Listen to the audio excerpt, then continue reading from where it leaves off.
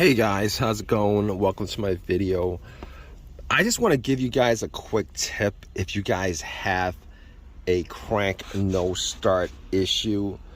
So basically, there are so many things that could cause a crank no start issue, as well as anything that could affect a car having issues. The whole troubleshooting step is just really tedious when it comes to certain issues. But if you guys have a crank no start issue, there could be so many things that could be causing it. Could be fuses, it could be relays, it could be the fuel pump, it could be the battery, even it could be the battery, it could be the car's computer, etc., etc. The list just goes on and on and on and on. All right, but I want to give you guys a quick fix if you guys are in this situation right now. And this quick fix obviously is only if you guys have a certain couple of symptoms as far as your crank no start issue. All right, so a couple of days ago I was stranded at a Wendy's. I went to Wendy's. The car was driving fine the whole entire day. I went to Wendy's, got something to eat, came out, and came across this situation where it cranked but it wouldn't start. It cranked but it wouldn't start. And I've been having this situation for the last, I would say the last month. It just showed up maybe a month and a half ago, and then it became progressively worse afterwards, but it became noticeable essentially within the last month where it would crank, it wouldn't start, it would crank, it wouldn't start, and then it would, it would start after a couple of tries. And I tried everything to fix it. I mean, I tried everything to try to figure out what the issue was so that I could fix it. Looked at the battery, checked out all the fuses, checked out all the relays, plugged in OBD2, obviously. Thought it was a fuel issue, thought it was an electrical issue, but couldn't figure out what the problem was. Did all the tests that I could possibly think of in this situation to try to figure out what the problem was, and could not fix it. And all these tests were on the car itself.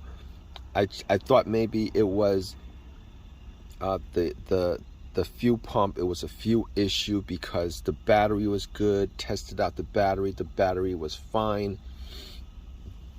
And I essentially thought it might have been maybe a battery issue. Test out the battery. All right, the battery was good. It wasn't low. Changed out the battery like 8 months ago. Thought maybe I bought a bad battery, but no, it wasn't the battery. The battery was good. And then it occurred to me that maybe it was the fuel pump. I know it wasn't the starter, because when I was troubleshooting it, I was going down the list of things that I was trying to look for as far as what could possibly be the problem. So I ruled out the battery. I jumped it. I charged up 100%. That wasn't the problem. I ruled out the starter. Obviously, it was cranking, so the starter's fine. Sometimes if you have a weak starter, it might not crank all the way, but it, when it cranked, it was a very strong crank. So ruled out the starter, and obviously wasn't the alternator. And I looked at the fuses and the relays. I looked at the ground wire. Ground wire were clean. All the cables to the battery itself, I cleaned up. Tighten it, cleaned up. As far as the ground wire is concerned, it's connected to the frame. It's good. It's cleaned up. So went through all those steps to try to figure out what it was, and it wasn't any of those things. All right. So obviously, as far as troubleshooting is concerned, I'm going to go through certain steps just to figure out what it is. Easiest steps. So next thing is I looked at the fuses, used a fuse tester, tested out the fuses. All the fuses were good. Thought maybe it was the ECM that was the problem. Plugged in OBD2. It read all the way through.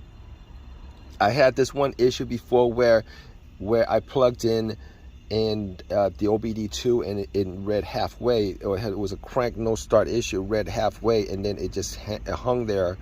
Knew that it was the ECM that was the issue, the car's computer. So this time it read all the way through without any kind of issues whatsoever, and there was no codes. So I ruled that out and got to the point where I was thinking to myself that it was probably the fuel pump that was the problem. But I did test out the fuel pump and the motor was running. The motor was running. I listened to the whizzing sound of the motor. The pump itself, it was running, so it wasn't the fuel pump. And with that note, it wasn't the fuel pump relay either, because if it was the fuel pump relay, the fuel pump wouldn't be running. If the fuel pump relay was broken, the fuel pump would not be running. So I spent so much time going through everything over and over and over, at least a couple of times, just scratching my head trying to figure out what it was in the car, what it was about the car itself that was malfunctioning, that was causing the issue, etc., etc. Even went to the point of maybe changing out the fuel pump, even though I heard the motor whizzing. I was thinking it could be the fuel filter that was clogged or whatever. But I did get to the fuel line and I did test out the fuel pressure on the line, and it was there was pressure in the system as far as the fuel is concerned. So since there was pressure in the system, I knew it wasn't the fuel line that was the issue. So went through that a couple of times. Didn't change up the fuel pump because, you know, that was tested out and the fuel pump was good. So was still absolutely scratching my head as far as what the problem was. And if you guys gone through this situation where you guys have this problem and it does that sometimes, where the problem comes up sometimes and it doesn't do that all the time. It's not a problem that's there all the time. It's not, and sometimes it's not a problem that is that you can that comes up all the time. It just becomes a really it becomes a difficult situation. Is trying to figure out what it is. But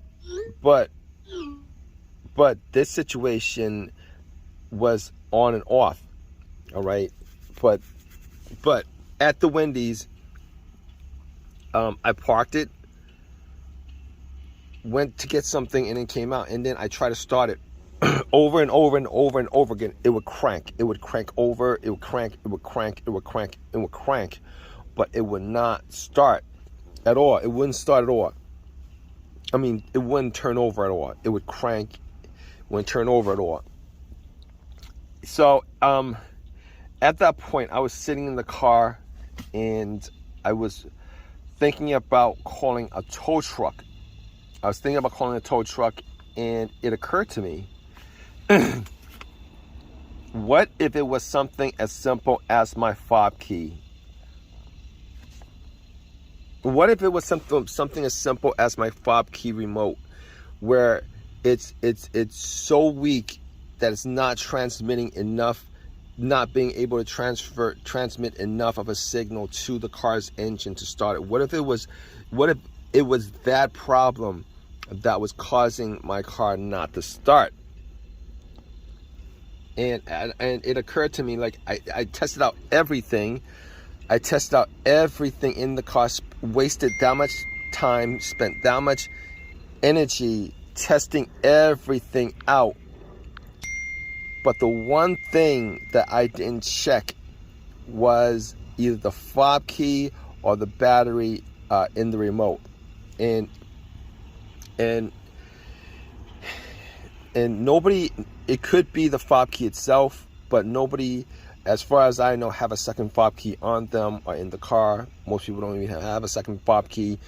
And a lot of people, misplace the fob key. So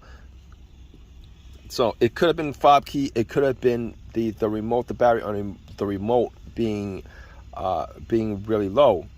So I was thinking, before I call the tow truck, spend money on a tow truck, I was thinking to myself, maybe it's the fob key. Perhaps it's the fob key. So there was an AutoZone close by. I went to the AutoZone, and well, what I did before that was I actually took the cover off the fob key remote, and I took the battery out, put the battery back in, and try to start it, and it would still crank and it won't start. So I was thinking to myself, I have to change the battery. I have to change the battery just so I can, this is part of the troubleshooting step, I'm going to change the battery. So I went to AutoZone.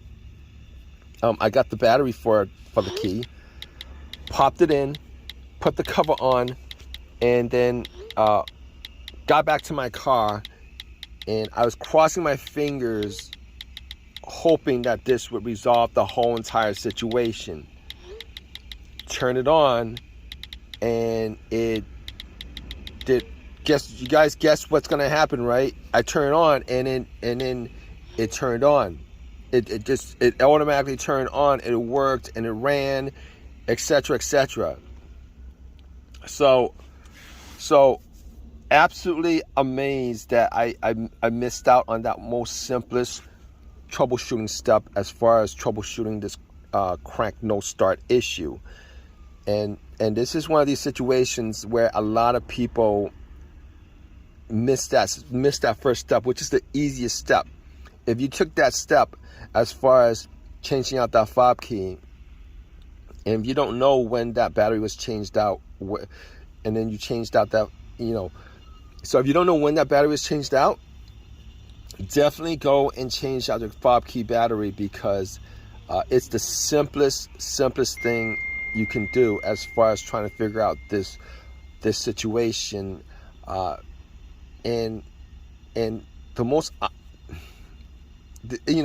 people skip over this, the whole fob key battery being the situation being is that it's not actually directly connected to the workings of the car. A lot of people don't think that the fob key itself is direct, aside from turning it on, they don't think that a remote actually is directly connected to, whether the engine starts up or not, for the most part, because a lot of people actually just skip over that step. So just to make this long story short, don't want to keep you guys waiting as far as this situation is concerned. If you guys have this situation and you guys are stuck right now trying to figure out what's the easiest thing you guys could do as far as getting your car to crank up and start, if you guys are close to a Walgreens or a CVS or a Walmart or any place that sells these batteries for the fob key, definitely make that your first step, just to rule that out. Because if it works, that actually solves your problem right then and there. If it works, it solves your problem right then and there. That's the culprit of your problem. Simple fix. The battery itself is probably like $6 or whatever, and you could get your car moving. Problem resolved. All right. So I hope this has helped you guys out as far as your problem is concerned. Definitely, if you guys have your own personal experiences with this, definitely leave a comment in the comment section. It might help somebody else out. Please give me a thumbs up. Please subscribe. All that good stuff, right, guys?